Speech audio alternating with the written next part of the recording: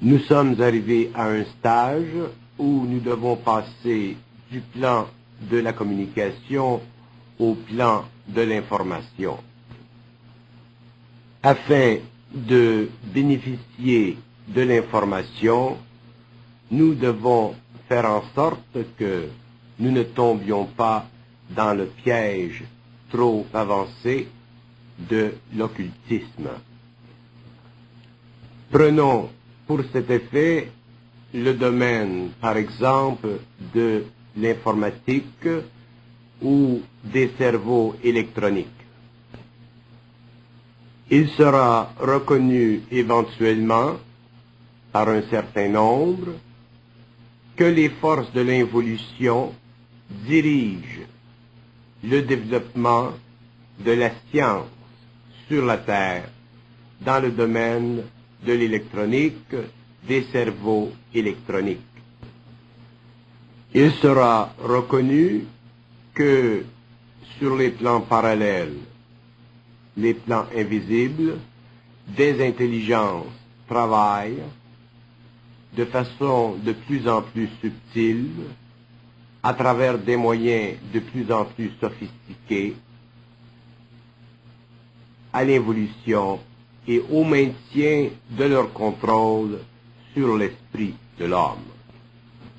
Et il sera reconnu sur le plan de l'expérience humaine que le phénomène de la fascination pour les cerveaux électroniques est justement l'outil utilisé par ces forces contre l'homme.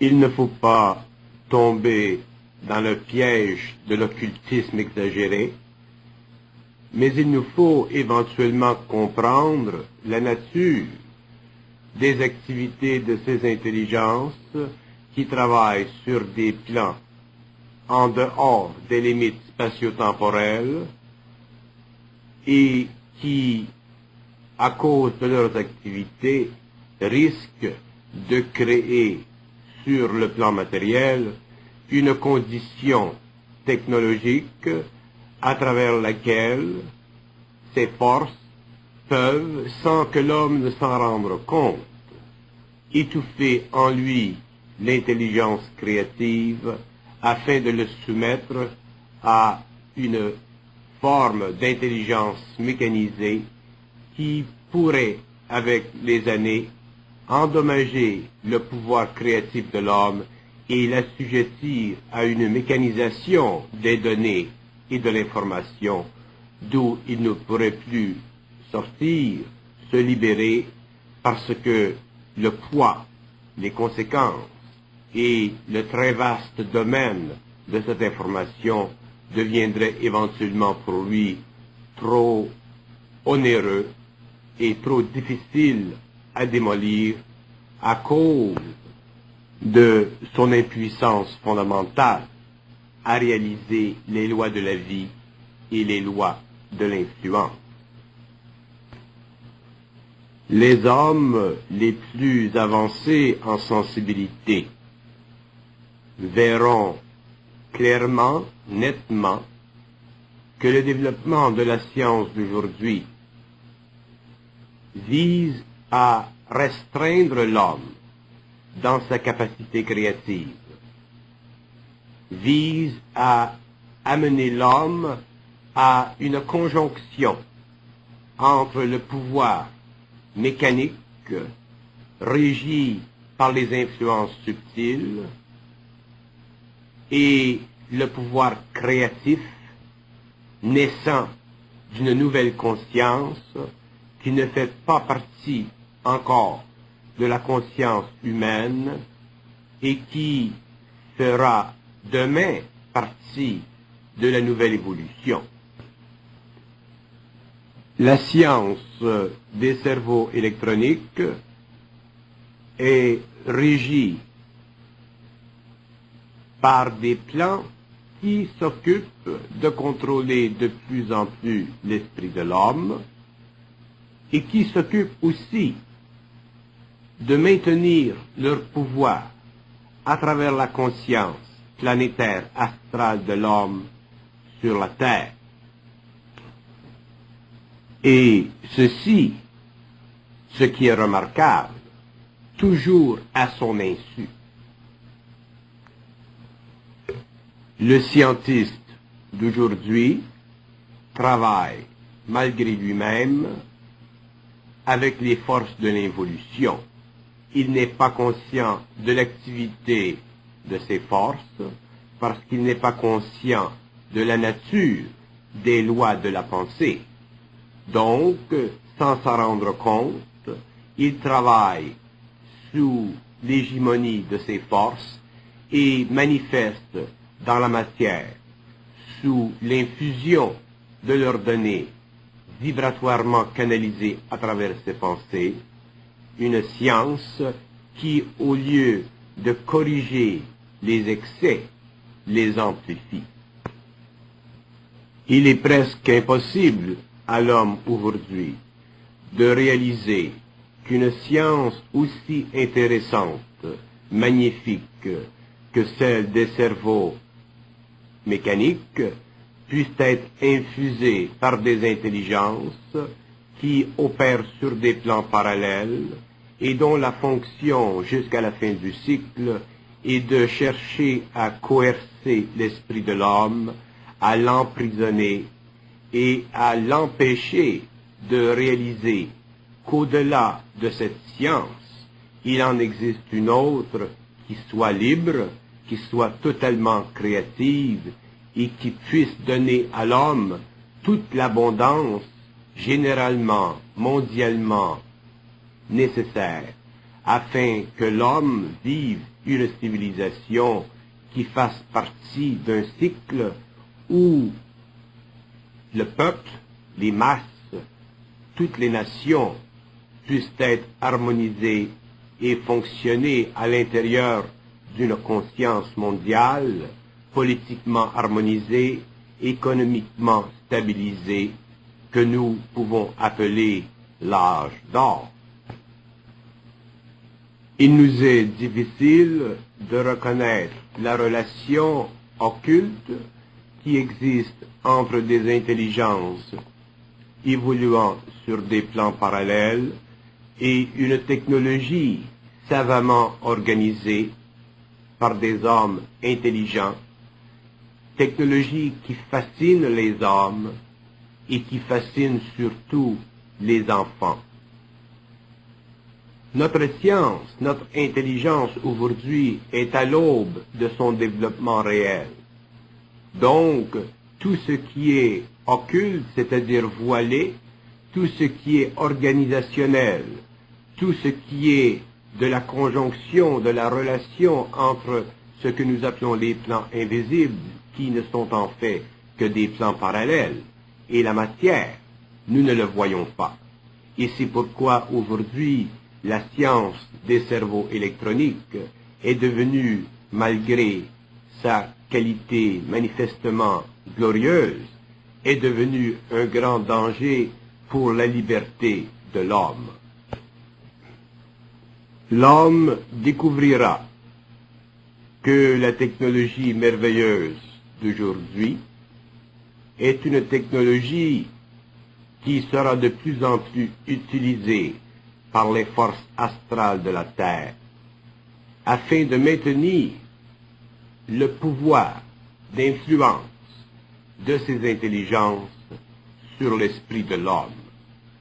Tant que l'homme ne sera pas parfaitement équilibré dans son esprit, tant que l'homme ne sera pas amené à réellement comprendre qu'il y a en lui des forces de lumière, des forces créatives géantes, des forces créatives infinies qui puissent lui donner une parfaite compréhension des lois de l'évolution.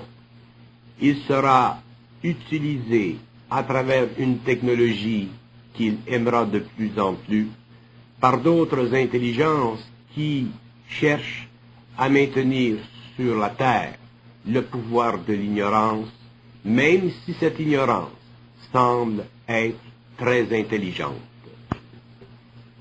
Si l'homme existe sur le plan matériel, c'est qu'il a un esprit.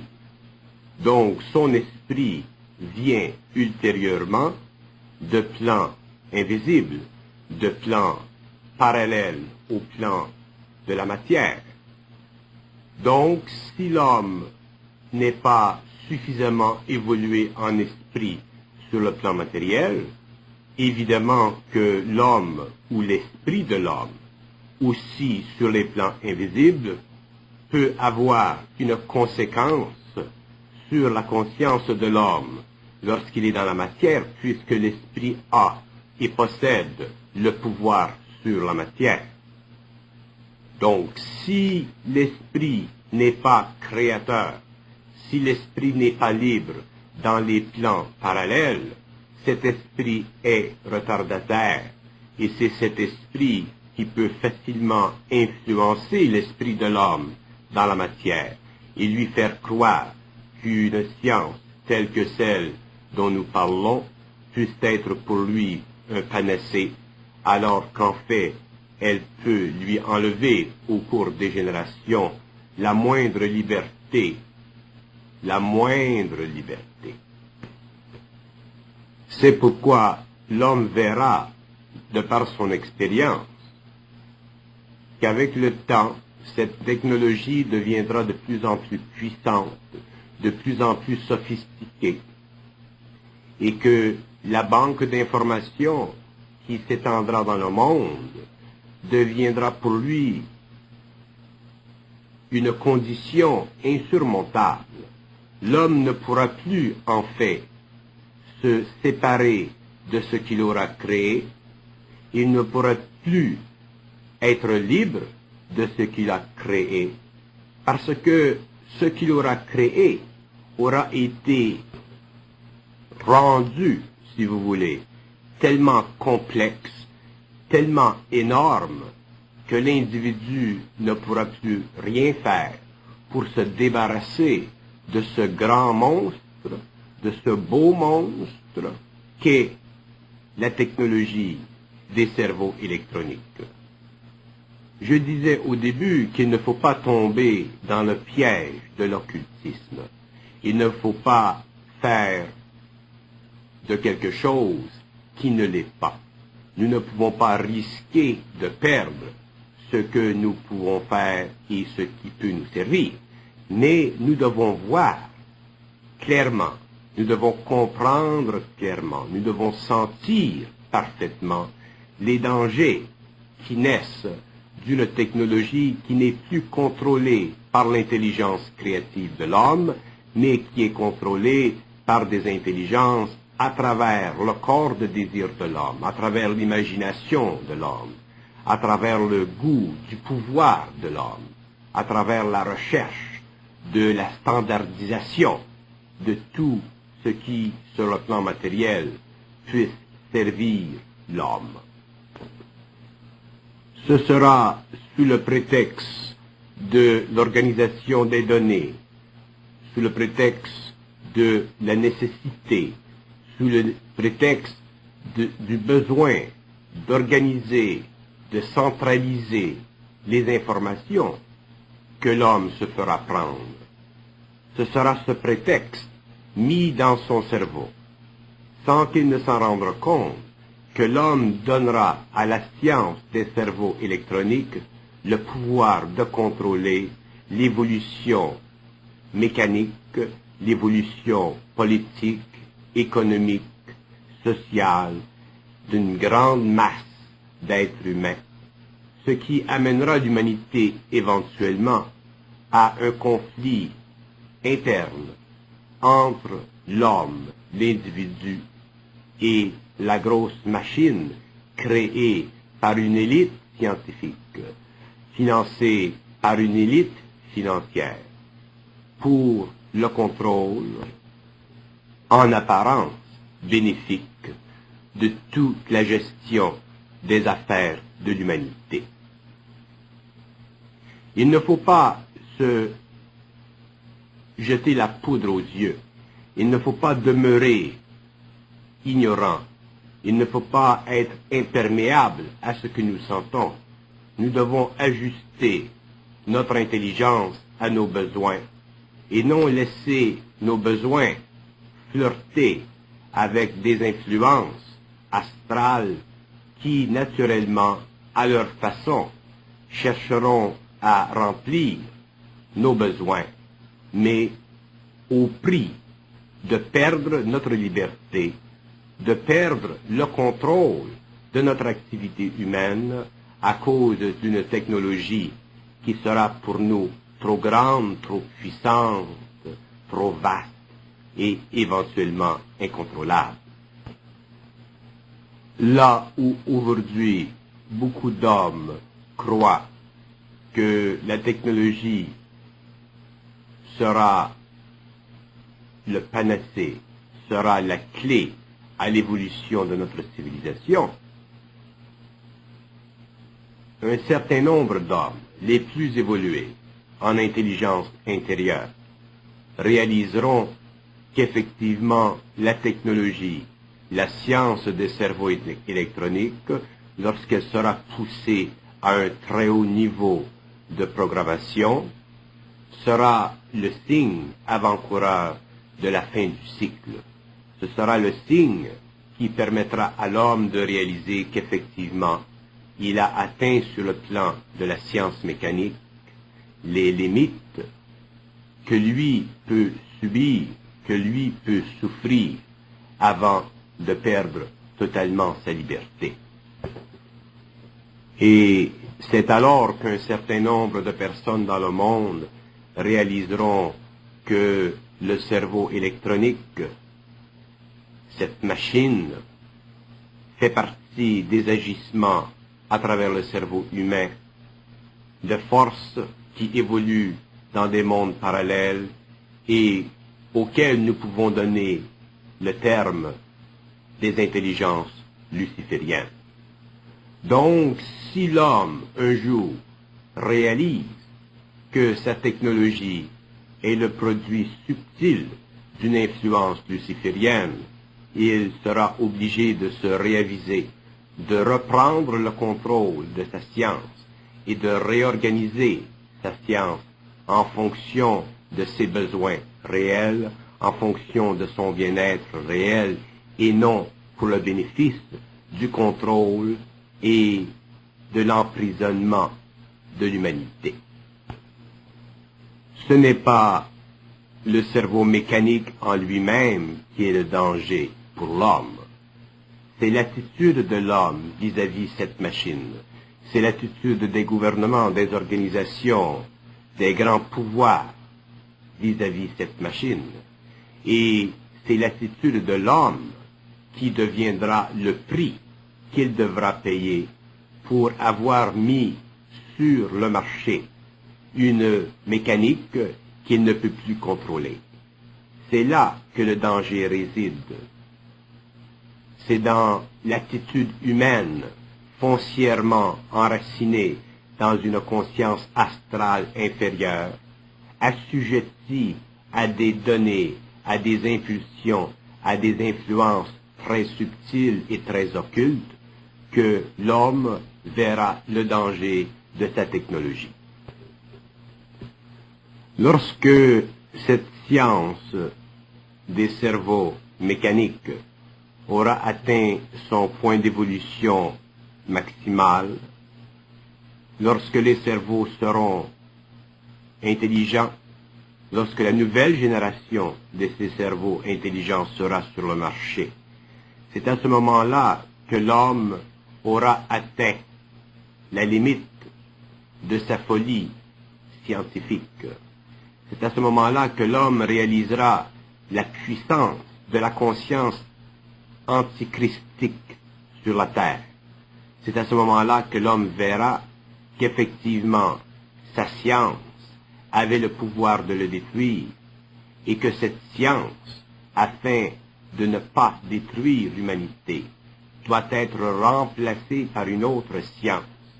Et ceci se fera lorsque d'autres intelligences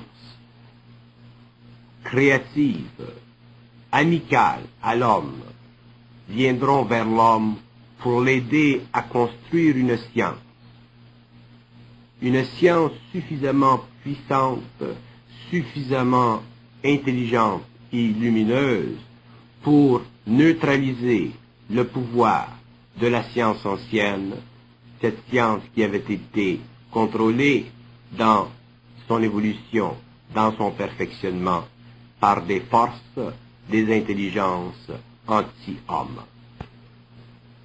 Lorsque l'âge de ces cerveaux sera amorcé, l'intelligence de ces cerveaux créera chez l'homme un choc. Elle forcera l'homme à se ressaisir. Elle le forcera à voir la situation telle qu'elle est.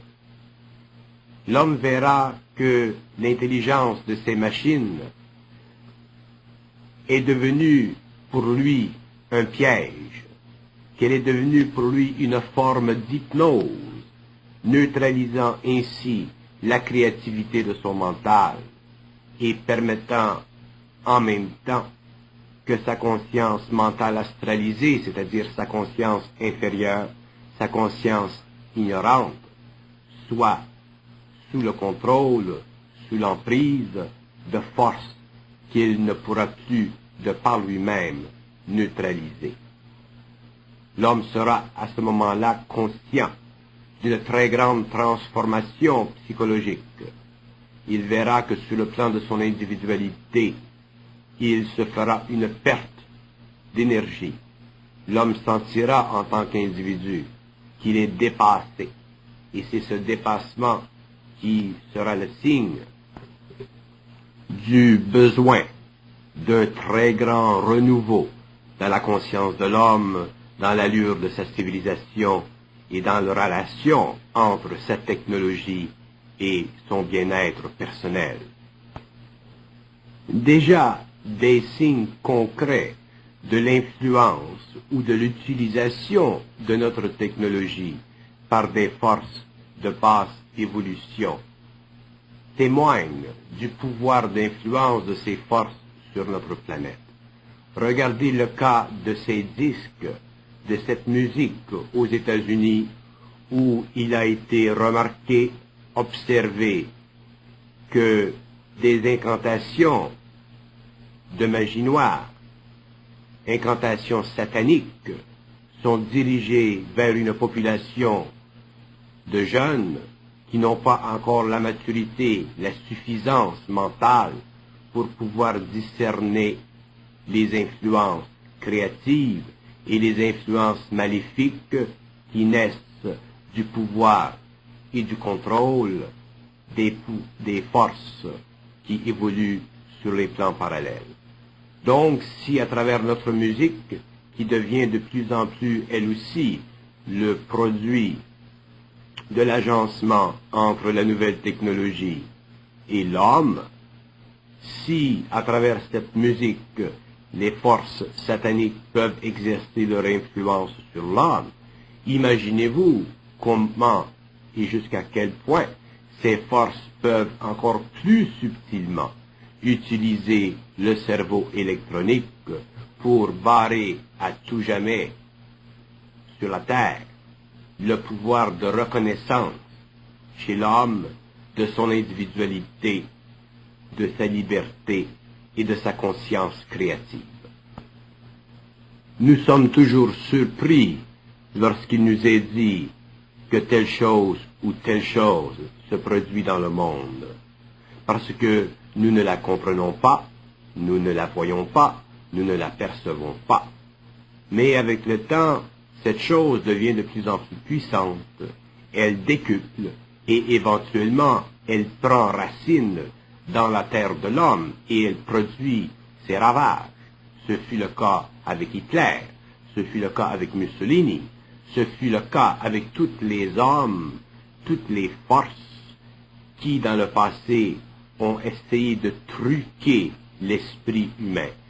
Toutes les forces dans le passé qui ont essayé de jeter de la poudre aux yeux à l'homme. Aujourd'hui, nous sommes à un âge où nous semblons être protégés par une certaine constitution. Nous semblons être protégés par les droits de l'homme. Ceci est très bien.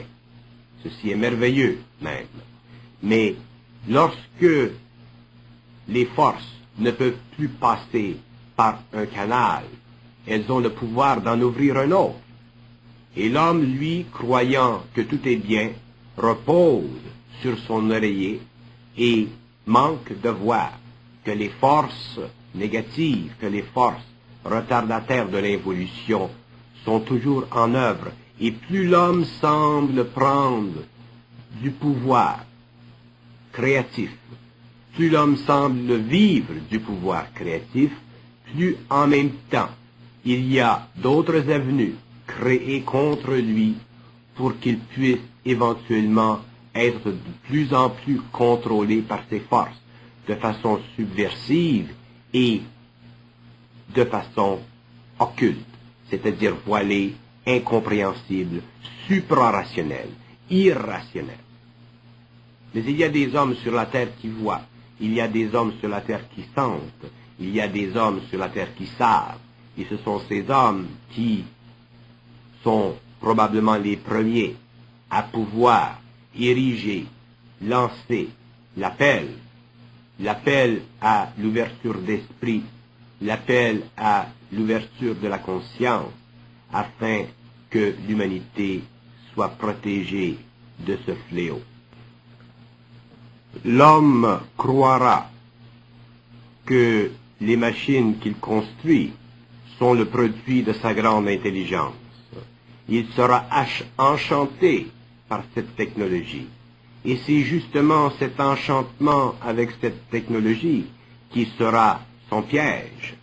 Parce que l'homme, ne connaissant pas les lois de la vie, ne réalisant pas les lois des mondes parallèles, ne verra pas la relation qui existe entre son intelligence influencée par d'autres intelligences. Et automatiquement, il se trouvera un jour forcé de réaliser qu'effectivement sa science, au lieu de le servir d'une façon totale et parfaite, l'a desservi, lui a enlevé le peu de liberté qu'il avait réussi à développer au cours des civilisations antérieures, afin de le rendre totalement esclave de ses influences sataniques, perverses, subtiles et extrêmement intelligentes. Vous remarquerez que ces êtres qui travaillent jour et nuit à la programmation de ces machines développeront avec le temps une particulière personnalité. Ils seront drôles, ils auront des habitudes nerveuses, ils auront des attitudes particulières. Ils feront un peu partie d'une race à part. Ils ne seront pas remarquables, excepté dans leur domaine où ils seront très remarquables. Ces hommes seront, pour la plupart, des êtres très intelligents, très sensibles, et sans s'en rendre compte,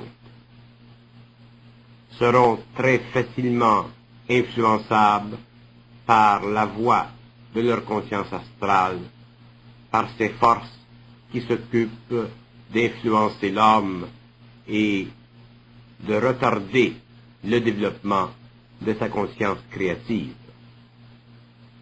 Ces êtres seront dans un sens médiumnique, dans ce sens que il apparaîtra que leur intelligence très grande, très limpide, très rapide, semblera être une intelligence servant l'homme, lorsqu'en fait cette intelligence sera au service des influences qui veillent à maintenir sur la planète le contrôle des forces de l'évolution. Nous avons tendance naturelle à rejeter ce que nous ne pouvons pas saisir, à rejeter ce que nous ne comprenons pas, à rejeter ce qui semble être de l'ordre du fantastique. Nous avons fait la même chose avec Hitler. Nous avons toujours fait la même chose. Les quelques voix dans le désert qui se sont écriés contre l'influence nocturne de l'homme ont toujours été étouffés par l'ordre qui régnait. Et pourtant, ces hommes avaient toujours raison, et c'est la masse, c'est l'humanité qui devait payer cher le prix de l'exécution sur le plan matériel d'un plan d'involution qui servait à maintenir l'homme dans l'ignorance. Nous ne pouvons pas facilement voir et comprendre ce que veut dire occultement ignorance. Ignorance ne veut pas dire que l'homme n'est pas intelligent. Ignorance veut dire que l'homme ne connaît pas, ne comprend pas les plans et les voies et les activités d'autres intelligences sur des plans parallèles et invisibles. Nous sommes encore trop cartésiens pour réaliser que le monde, l'univers, est fait de plans solides et de plans immatériaux. Nous sommes trop cartésiens pour réaliser que la pensée de l'homme est ajustée vibratoirement par des intelligences sur d'autres plans.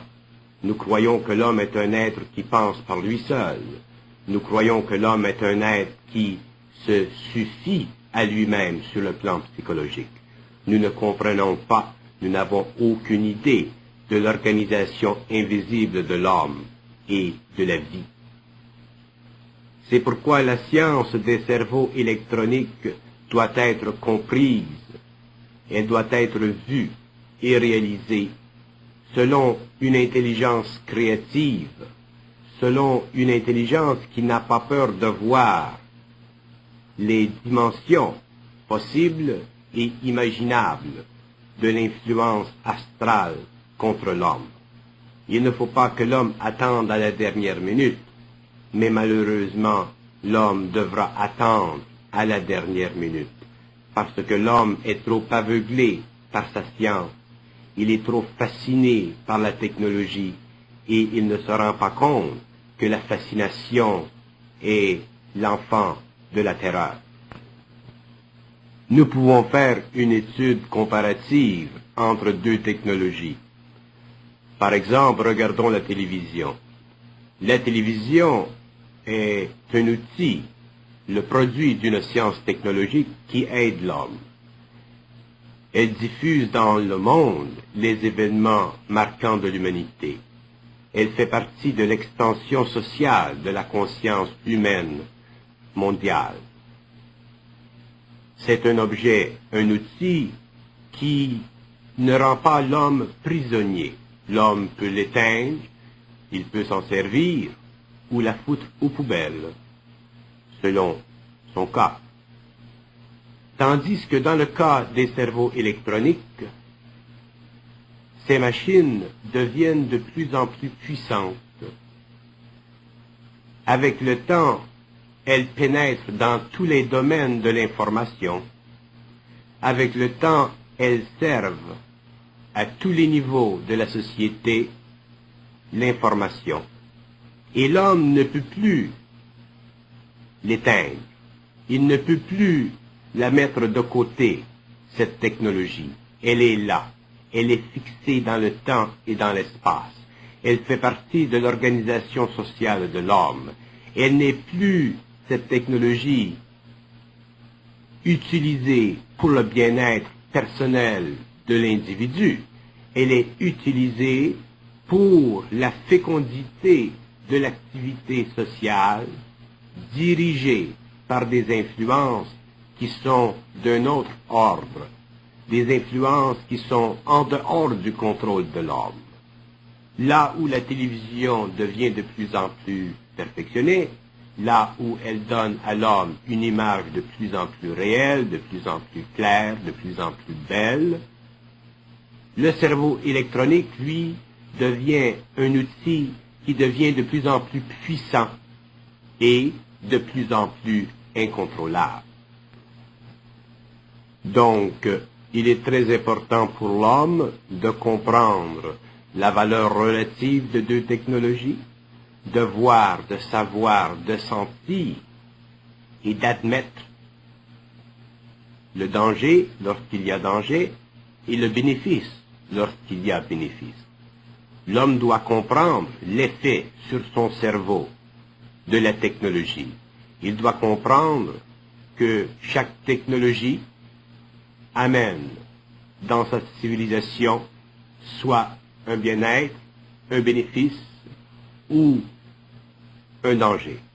Et s'il n'a pas le courage, s'il n'a pas la force, la volonté, la créativité pour reprendre le contrôle de la technologie, pour veiller à ce que la technologie ne l'emprisonne pas, pour veiller à ce que la technologie soit toujours sous sa domination, il est évident que l'homme deviendra victime de sa technologie.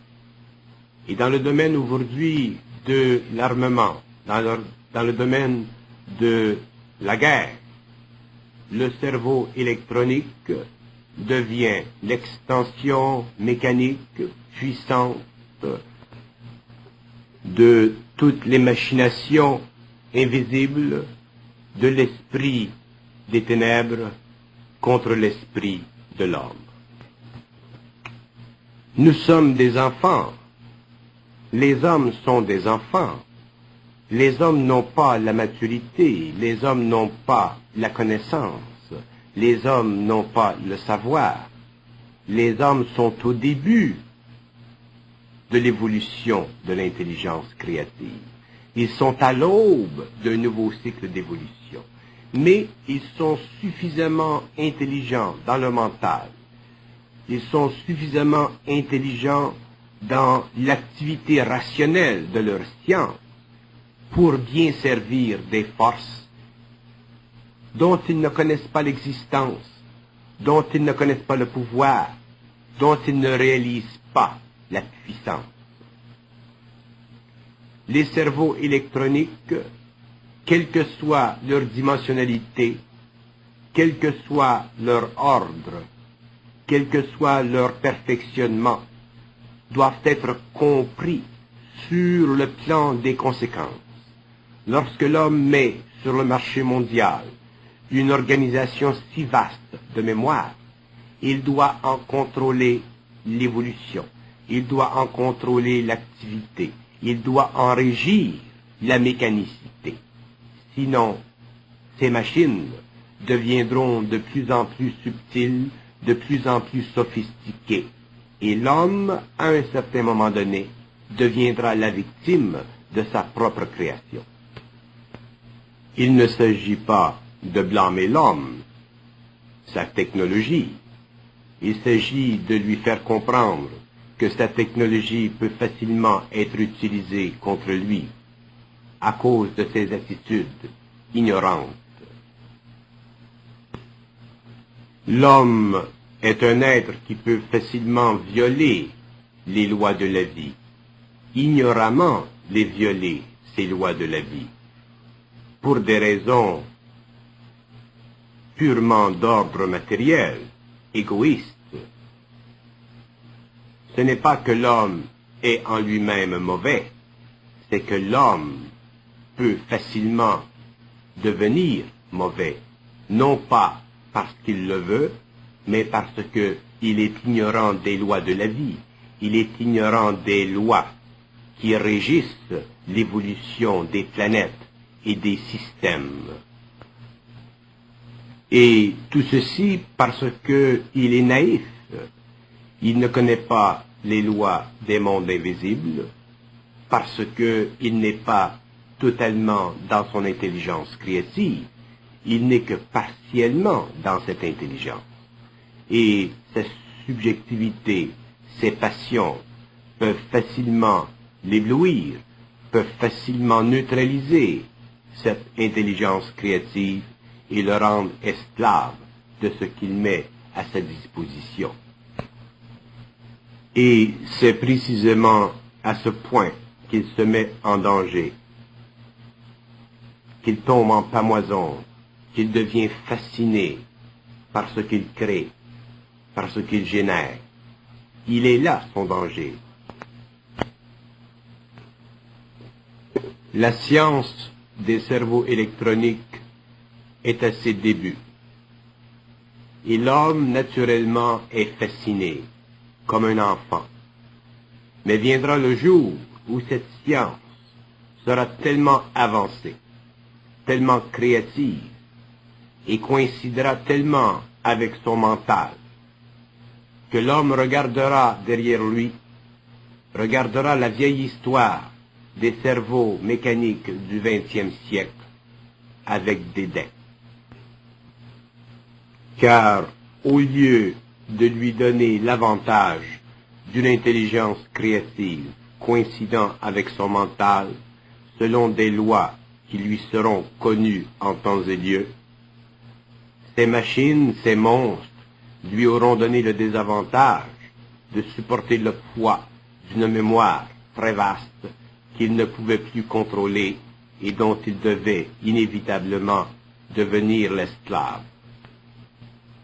Les cerveaux de l'avenir seront fondés sur le principe du cristal. Le cristal n'existe pas aujourd'hui sur notre planète. Le cristal doit être créé dans les terres, sur les plans supérieurs de l'espace-temps humain, et ensuite matérialisé sur le plan matériel. Une fois ces cristaux matérialisés, ils peuvent être incorporés dans une mécanique et ajustés, syntonisés avec l'intelligence créative de ces plans, afin de donner à l'homme le bénéfice d'une mémoire créative qui ultimement le sert, qui ultimement lui permet de créer sur le plan matériel une vaste organisation d'informations non plus assujettie aux lois de l'influence, mais assujettie aux lois de l'intelligence créative des êtres humains et extra-humains qui évoluent sur des plans parallèles à notre planète, sur des plans qui coïncident avec notre spatio-temporalité, mais dont ils sont libres des conséquences et des lois matérielles.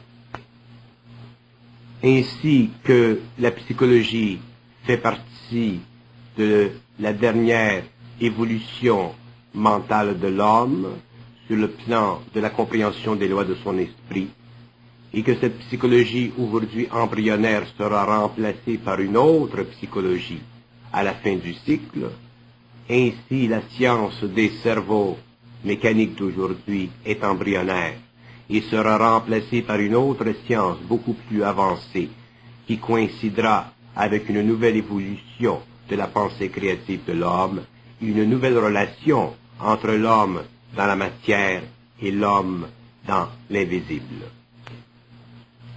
Viendra le temps où l'homme entrera en contact avec d'autres intelligences venant d'ailleurs dans la galaxie. Et le contact avec ces êtres lui apportera une nouvelle science des cerveaux électroniques, des cerveaux à mémoriser. Mais cette nouvelle science sera tellement grande que celle que nous connaissons aujourd'hui s'effondrera et sera révolue.